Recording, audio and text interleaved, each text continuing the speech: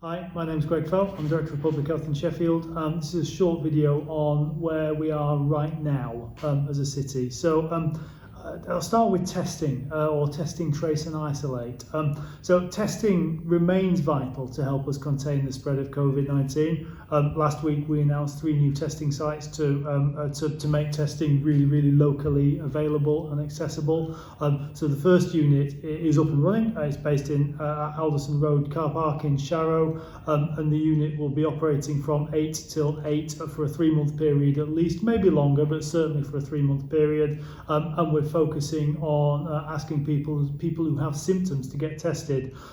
There are 2 additional testing locations being looked at the moment. One is Darn and one is Burngreave, and we're looking to find the right site. Clearly finding the right site to put something there for 3 months is an interesting ask. So we're looking right now at the site.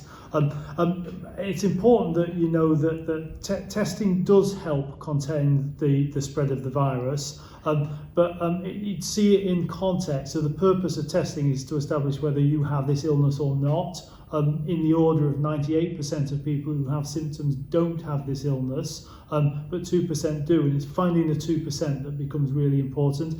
If you are one of the 2%, you will be asked to self-isolate. And that is the thing that we can most do to most reduce the spread of infection. So, and your contacts will be asked to self-isolate as well. Which brings me on to the second issue of this week, which is the end of last week. The self-isolation period was changed. So self-isolation period was extended from 7 to 10 days to those who have coronavirus symptoms or who test positive. So the recommendation is if you have symptoms, you must self-isolate and arrange for a test as soon as possible, and the test will clearly rule in or rule out. So if you have symptoms or a positive test result, you must self-isolate for 10 days.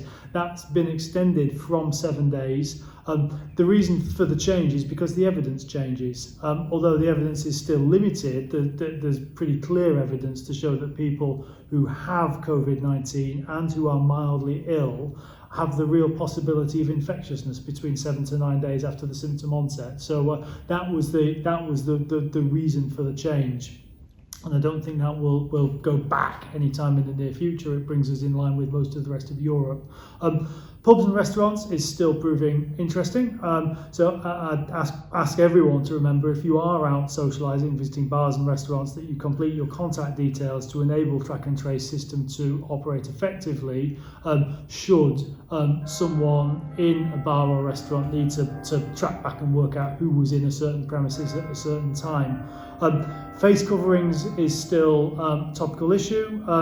We must wear face coverings in shops, supermarkets and on public transport, and we must wear them correctly. I see lots of people not wearing their face covering over their nose. They cover their mouth but not their nose. The point of them is to protect other people from our respiratory viruses.